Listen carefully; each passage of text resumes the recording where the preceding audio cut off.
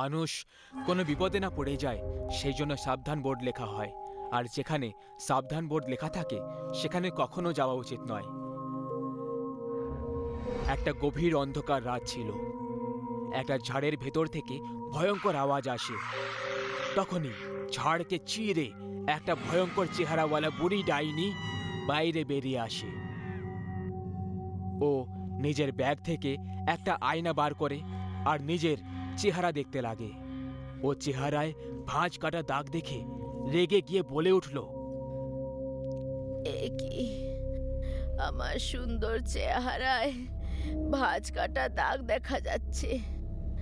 মানে যদি আরো কয়েকটা দিন আমি মানুষের রক্ত না পাই তাহলে আমি বুড়ি হয়ে যাব। না না না, এটা হতে পারে না। আমি বুড়ি হতে পারি না, মোটেই বুড়ি হতে পারি না আমি। আমাকে তাড়াতাড়ি মানুষের রক্ত খেতে হবে, তাতে যাই হয়ে যাক না কেন আমাকে মানুষের রক্ত চাই। ডাইনি মানুষের খোঁজে একটা গ্রামে এসে পৌঁছয়, কিন্তু গ্রামে কাকেও দেখতে পেল না। ঘরের সব দরজা বন্ধ পড়েছিল। তখন ও পেছন থেকে কারোর আসার আওয়াজ শুনতে পেল। ও ঘুরে দেখল, তখন ও একটা তান্ত্রিককে আসতে দেখতে পেল। কি ভাগ্য আমার, শিকার নিজে হেঁটে আমার কাছে আসছে। এখন আমি এর রক্ত খাবো আর আবার যুবতী হয়ে যাব।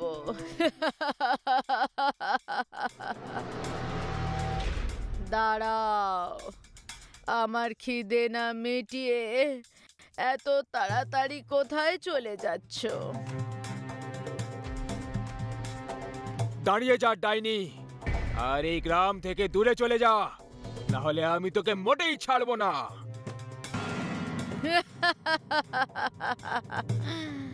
ডাইনিকে মারাটা মুশকিলই নয়, অসম্ভব কাজ। মূর্খ তান্ত্রিক, এখন তুই বাঁচবি না, আর না এই গ্রামবাসীরা। ডাইনি তান্ত্রিকের দিকে এগিয়ে গেল। তান্ত্রিক ছাই বার করে চোখ বন্ধ করে মন্ত্র পড়তে থাকে আর ডাইনির ওপরে ছড়ে ফেলে দেয়। ডাইনি কষ্টে ছটপট করতে লাগলো আর দয়ার ভিক্ষে চাইতে শুরু করলো। ছেড়ে দাও আমাকে, ক্ষমা করে দাও, আমি কাউকে কিচ্ছু করব না। এমনি তো এখন তুই কারো কিছু ক্ষতি করতে পারবি না। তান্ত্রিক নিজের ব্যাগ থেকে একটা ছোট শিশি বার করে, যার ভেতরে ডাইনি একটা ধোঁয়ার রূপে বন্দী হয়ে যায়। তান্ত্রিক ওই শিশি নিয়ে জঙ্গলের এক কুয়োর কাছে গিয়ে পৌঁছয়। আজকের পর তুই এই কুয়োতে বন্দী থাকবি, যতক্ষণ কেউ তোকে এখান থেকে বার না করে দিচ্ছে।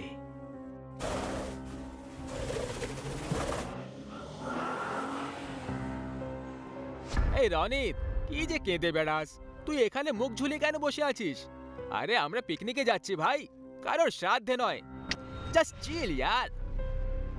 ভাই, যবে থেকে আমি জানতে পেরেছি যে আমরা যে জঙ্গলে পিকনিক করার জন্য যাচ্ছি সেখানে একটা ডাইনির কুয়ো রয়েছে, আর ওখানে আশেপাশে থাকা লোকেদের কথা মতো যে ওই কুয়োর ডাইনি লোকেদেরকে মেরে নিজের বয়সকাল বাড়িয়ে দেয়, ব্যাস তখন থেকেই আমার কেরোসিন অবস্থা ভাই।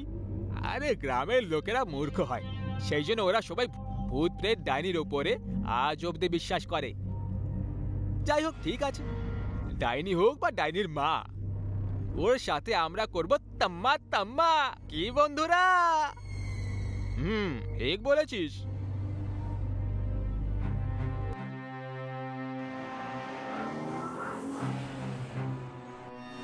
রনিতের কথাগুলো একদম সত্যি ছিল, কিন্তু ওর বন্ধুরা ওর কথাগুলোর মজা উড়িয়ে খুব বড় ভুল করে ফেলেছিল। এরকম করে সবাই আজকে নিজেদেরকে একটা খুব বড় বিপদে ফেলে দিয়েছিল।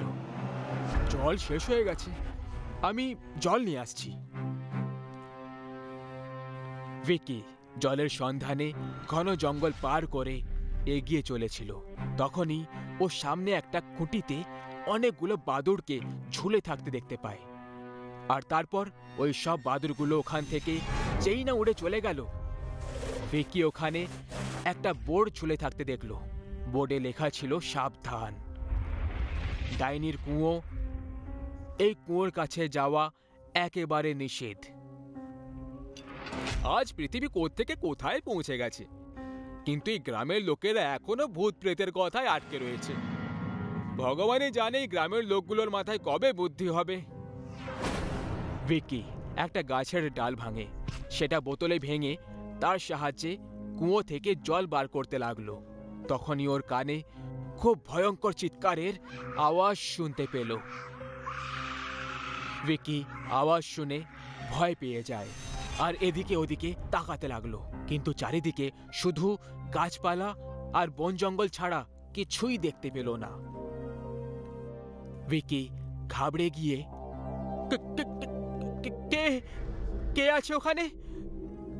মনে হচ্ছে কোনো বাচ্চাকেই কুয়োতে ফেলে দিয়েছ হবে।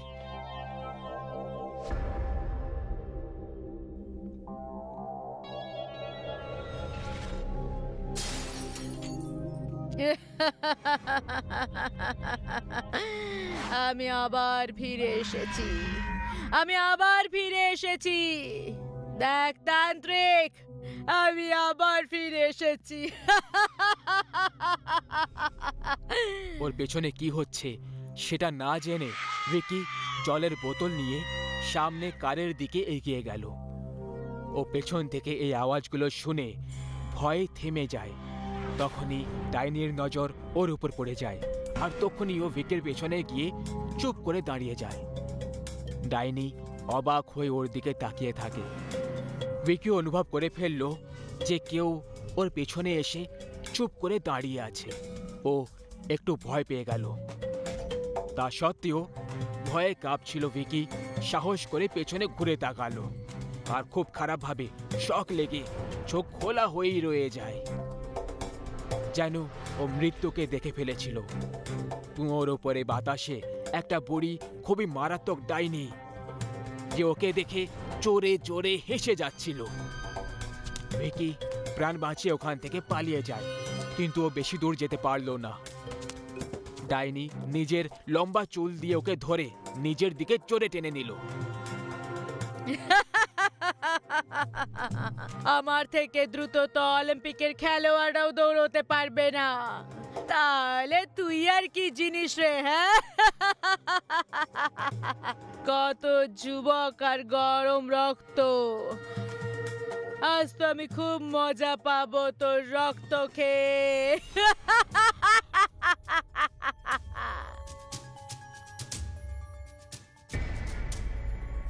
ভগবানের জন্য আমাকে ছেড়ে দাও, আমাকে মেরো না। তুমি এই জল খেয়ে নাও। আমি জল নয়, রক্ত খাই। তুই ওখানে ওই বোর্ডে সাবধান লেখা ছিল পড়িসনি নাকি রে? রক্ত চুষে খাওয়া ডাইনি আমি, যে রক্ত খেয়ে যুবতী হয়ে যায়। এবার আমি তোর রক্ত খাবো। হঠাৎ ডাইনির জিভ খুব ধারালো হয়ে যায় আর একটা ঝটকায় ভিকির মাথা ধড় থেকে আলাদা করে দেয়। ওর ধড় থেকে বেরোনো রক্তটাকে হাতে তুলে খেতে লাগলো।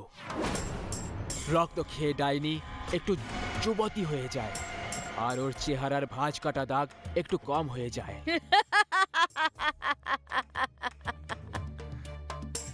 এই এই ভিকি কোথায় মরে গেল ভাই?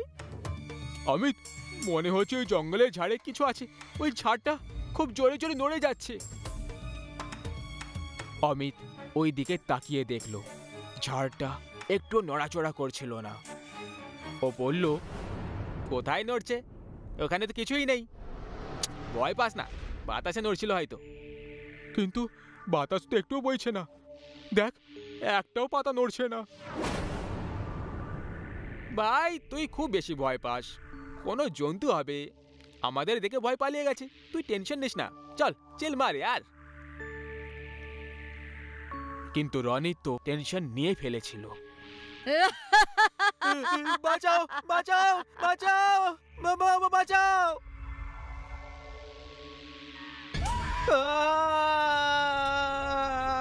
ওর বন্ধু ওকে ছটপট করতে দেখছিল। অমিত আর সনজিৎ রনিতকে বাঁচানোর জন্য ওর দিকে দৌড়লো।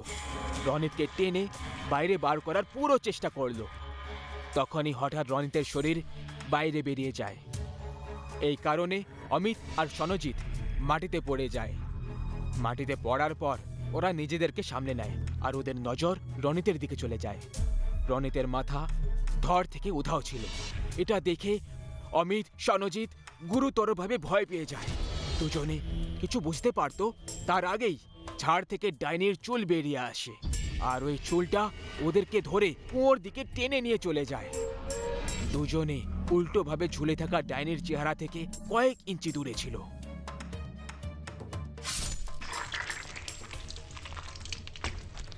আজকের এই খাবার খেয়ে আমি খুব খুশি। মানুষ যদি কোনো সাবধানের বোর্ড দেখেও না দেখতে পায় তাহলে তারা তাদের মৃত্যুকে নিমন্ত্রণ করে। সেই জন্য যেখানে সাবধানের বোর্ড থাকবে সেটাকে না দেখার ভান করিবেন না। কে জানে ওখানেও ডাইনির বাস রয়েছে। আছে আর কোন বাপের ছেলে যারা এই সাবধান বোর্ডকে অবমাননা করে আমার কুয়োর কাছে আসতে চায়?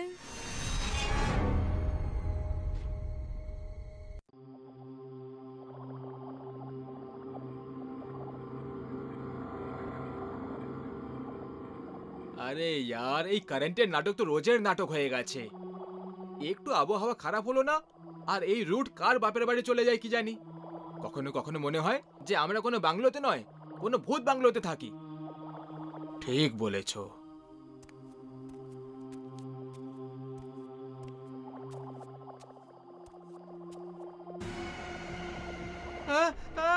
ভূত, ভূত!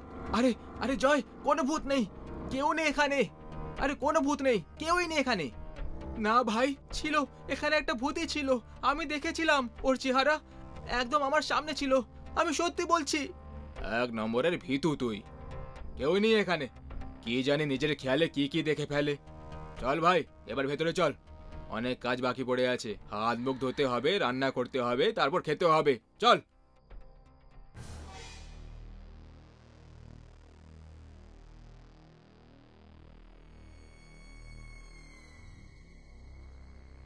আরে ভাই, তোদের একটা কথা বলি, আমার প্রাইভেট চাকরি, খারাপ চাকরি করার মোটেই ইচ্ছে হয় না।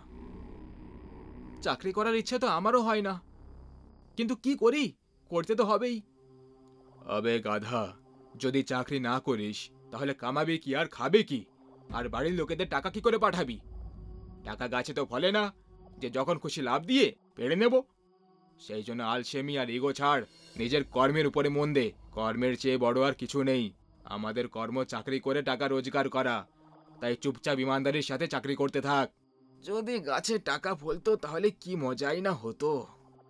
যদি সত্যি এরকম হতো তাহলে আমি শহরে আসার বদলে আমার গ্রামে যেতাম আর ওখানের সব জায়গায় টাকার গাছ লাগিয়ে সোজা আরবিআই এর সাথে ধান্দা করে নিতাম আর মজা করতাম, মজা। আরে ওই ধনী লোকের বেটারা, এসব আজে বাজে খেয়াল ছাড় আর হাত মুখ ধুয়ে শুয়ে পড়। সকালে অফিসেও যেতে হবে। তোমরা যাও, আমি একটু বাইরে হাওয়া খেয়ে আসছি। আজকে একটু বেশিই খেয়ে ফেলেছি।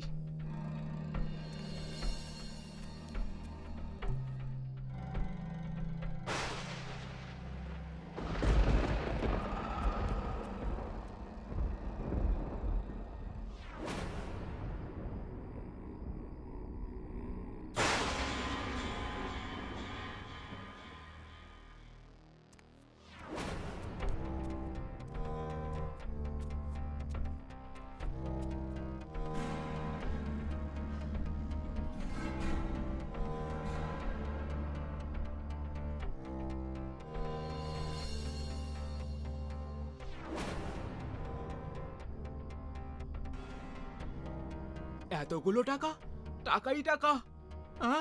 আমি তো ধনী হয়ে গেলাম। এবার টাকা রোজগারের জন্য আমাকে কোথাও চাকরি করতে হবে না। এত এত টাকা দিয়ে তো আমি নিজেই মালিক হয়ে যেতে পারবো। খুব মজা করবো এবার আমি। এবার দেশ বিদেশে গিয়ে ঘুরে বেড়াবো। এবার তো টাকাই টাকা আছে আমার কাছে।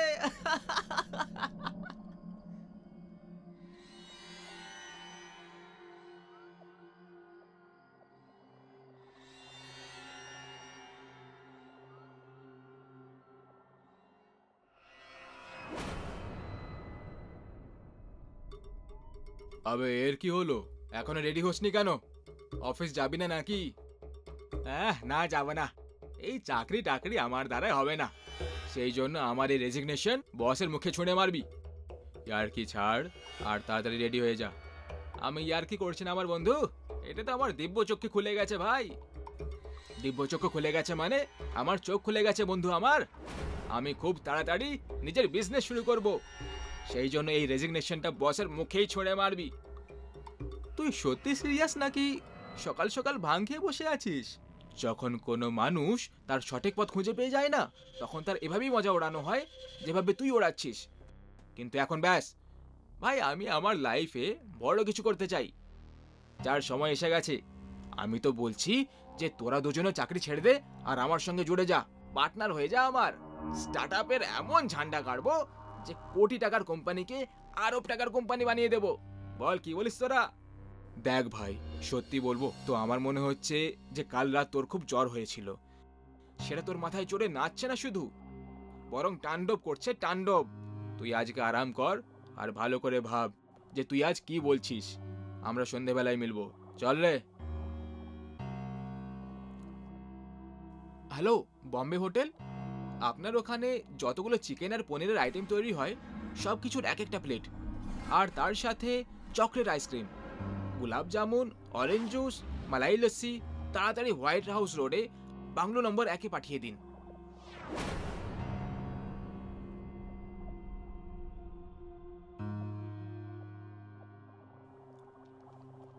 আজ থেকে শুকনো খাবার খাওয়া বন্ধ, 5 স্টার হোটেলের খাবার শুরু।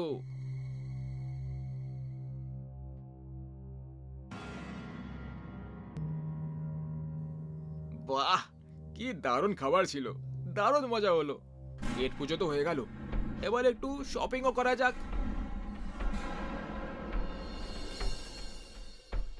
হ্যালো ভবেশ ভাই, কেম છો? মজামা? আরে আই এম মজামা। আচ্ছা ভাই, আপনার কাছে যত রকমের ব্র্যান্ড আছে না, মানে যা কিছু আছে, সেগুলোর ডিট্টো 3-3টে পিস পাঠিয়ে দাও। যেমন কি মিডিয়াম সাইজের শার্ট 3টে, টি শার্ট 3টে, 30 সাইজের জিন্স 3টে, ঘড়ি 3টে, আর 8 নম্বরের 2টো চপ্পল, আর 9 নম্বরের। আর জুতোর জন্য এই সাইজই। আরে কি ভবেশ ভাই, ক্যাশই দেব, আগের পরের সব ক্লিয়ার করে দেব।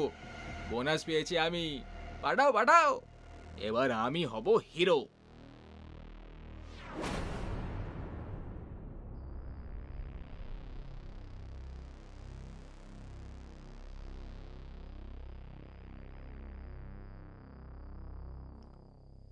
এই নতুন জুতো চপ্পল আর কাপড় দেখে তো সুভাষ আর জয়ও খুব খুশি হয়ে যাবে। টাকাও কি দারুণ খেলা খেলে মাইরি, কামাল করেই টাকা, यार কামাল করে দেয়।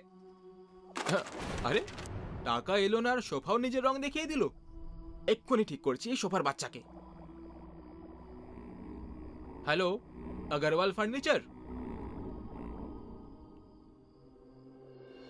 একটু এদিকে, একটু ওদিকে, ব্যাস ব্যাস ব্যাস, এটা ঠিক আছে। হ্যাঁ, এই নাও টাকা, আর এই 500 টাকা আমার তরফ থেকে টিপ। Thank you.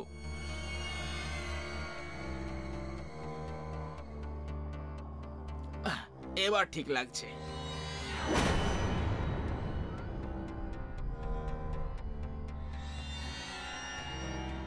আবে ওই, এই দুজন নমুনা কারা ছিল?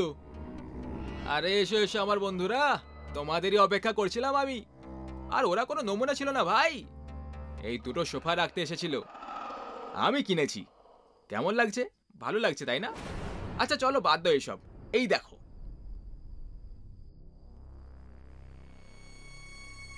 আবে কি রে এইসব, আর এতগুলো জিনিসপত্র কার?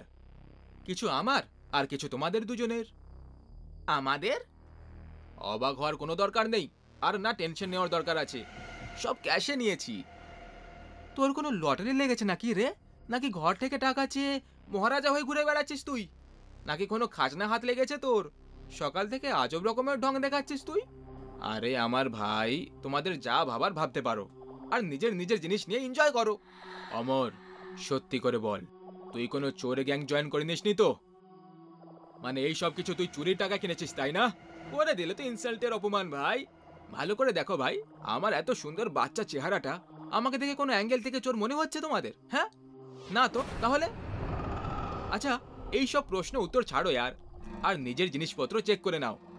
ফিটিং উইটিং ওপরে নিচে হলে তাহলে বদল করে নেব। এত কড়া কড়া নোট যে দিয়েছি। আরে বসো ভাই यार।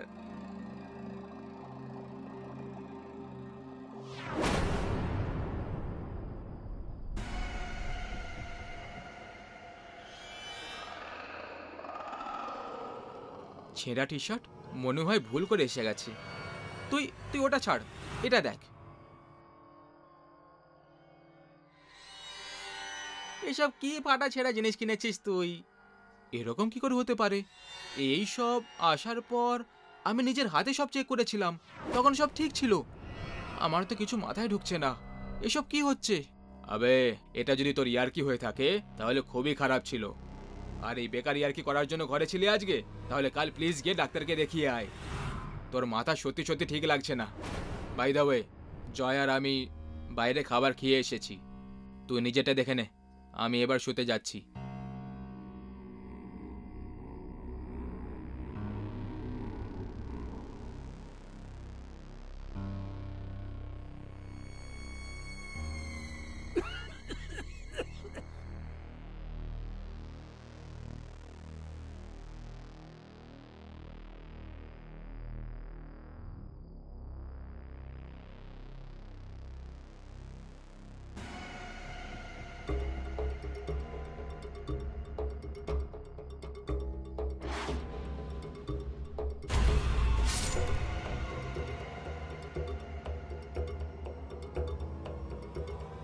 আবে ইয়ার অমর, না ভেতরে আছে না বাইরে না টয়লেটে, এত সকাল সকাল কোথায় উধা হয়ে গেল?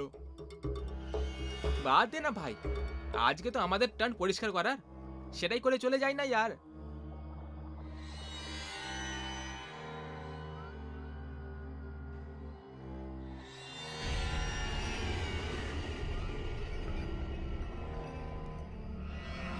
আরে বাপ রে, ব্যাগ তো খুব ভারী।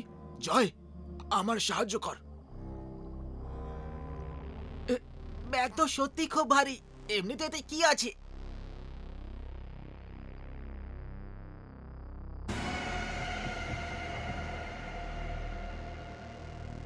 এতগুলো টাকা? এবার বুঝেছি, হারামি অমর এই টাকাগুলোর জন্য এত লাফালাফি করছিল। কি জানি কোথা থেকে চুরি করে এনেছে ও।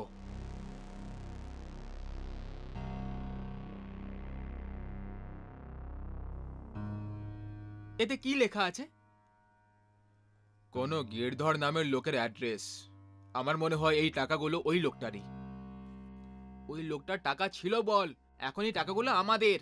তাদের চুরির টাকা হোক না কেন। পাগলামি করিস না, অন্যের টাকায় নজর দেওয়া মোটেই ভালো কথা নয়। পাগল আমি নই, পাগল তুই একটা, যে ঠাকুর লক্ষ্মীর এভাবে অপমান করছিস। যদি তোর আপত্তি না থাকে তাহলে এর 3টে ভাগ করে নেব, যদি থাকে তাহলে এই টাকা 2 ভাগে ভাগ হবে। আর এই আমাদের টাকা অন্য কোথাও যাবে না। চুপ কর, টাকা দেখেই একেবারে পাগল হয়ে গেছে। এগুলো চুরির টাকা, আর তুই ভাগাভাগির কথা বলছিস। দেখ, আমি অ্যাড্রেসে যাচ্ছি, আগে আমি গিরধরের সঙ্গে কথা বলে ঠিক করে জানবো এই টাকাগুলোর সত্যিটা কি। যদি সেই মালিক বেরোয় তাহলে আমরা এই টাকা তাকেই ফেরত দিয়ে দেব, আর অমর এলে শালাকে বেঁধে কোনো এক কোণে বসিয়ে দিবি। আমি এসে কথা বলবো।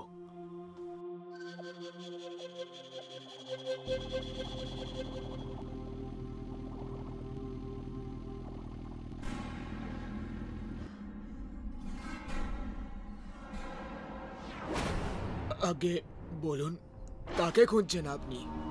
আপনার নাম কি গিরধর? আগে আমি গিরধর, বলুন। গিরধর বাবু, আমরা একটা ব্যাগ পেয়েছি, ওই ব্যাগে আপনার অ্যাড্রেস লেখা ছিল, তাই আমি এখানে চলে এলাম। যদি আপনি ওই ব্যাগের রং আর তাতে কত টাকা ছিল বলে দেন তাহলে আমি সেটা আপনাকে ফিরিয়ে দেব। ভেতরে এসো, বসো। ওই ব্যাগটা কালো রঙের তাই না? আগে মানে ওটা আপনারই ব্যাগ? তুমি ওই কালো ব্যাগটা ওই ঘরে পেয়েছো হবে, যেখানে আমার মেয়ে রাগিনী আর জামাই শেখর ছিল। শেখর আমার মেয়ের জীবনটাকে একেবারে মুশকিল করে দিয়েছিল। 1 নম্বরের লোভী, বাজে একটা লোক ছিল। প্রত্যেক দিন টাকার জন্য আমার মেয়েকে ধরে মারতো।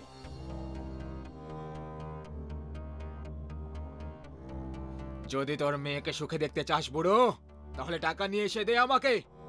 সেই জন্য বাধ্য হয়ে আমি আমার মেয়ের জন্য একদিন নিজের সব প্রপার্টি বিক্রি করে দিলাম, আর তারপর সব টাকাগুলো একটা কালো ব্যাগে ভরে ওকে দিয়ে এলাম। আমি ভেবেছিলাম এরকম করে আমি আমার মেয়ের জন্য খুশি কিনে নিয়েছি, ওর জন্য একটা হাসির জীবন কিনে নিয়েছি। কিন্তু কিন্তু ওই হারামি মানুষটা টাকা নিয়েও আমার মেয়েকে ছাড়লো না। ও আমার মেয়েকে মদের নেশায় মেরে দিল, আর পুলিশকে টাকা খাইয়ে ওর মৃত্যুকে অ্যাক্সিডেন্ট বানিয়ে বেঁচে গেল। গিরধর বাবু, যদি আপনার এই কথাটা ঠিক হয়, আমার বন্ধু আমার উধাও হয়ে গেছে। আর কাল থেকে ওর যে ব্যবহার দেখেছি, সেটা দেখে তো এটাই লাগছে যে ওই ব্যাগটা পেয়ে গেছে। গিরধর বাবু, আপনি তাড়াতাড়ি চলুন, নাহলে আমার বন্ধু জয় মরে যাবে। চলুন তাড়াতাড়ি।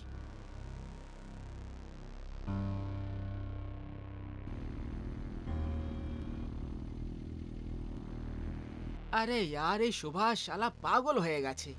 যে ঘরে আসা এতগুলো লক্ষ্মীকে ফেরত দেওয়ার কথা ভাবছে।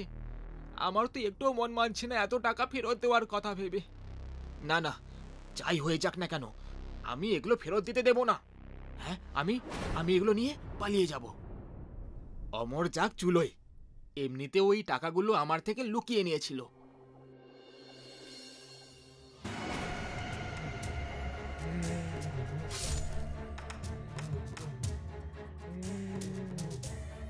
জয়,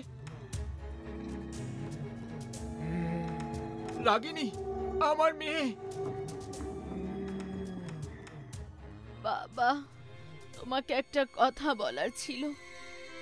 যৌতুক দেওয়াটা ঠিক নয় বাবা, কারণ মেয়েদের খুশি টাকা দিয়ে নয়, বরং একটা ভালো জীবন সঙ্গী খুঁজেই কেনা যেতে পারে।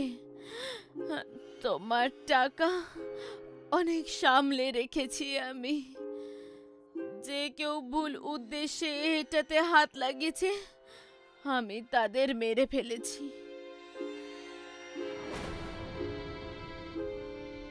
আমার সোনা রাগিনী, আমাকে ক্ষমা করে দে মা। আমি শেখরকে তোর জন্য পছন্দ করেছিলাম, খুব বড় ভুল করে ফেলেছি আমি। ক্ষমা করে দে মা।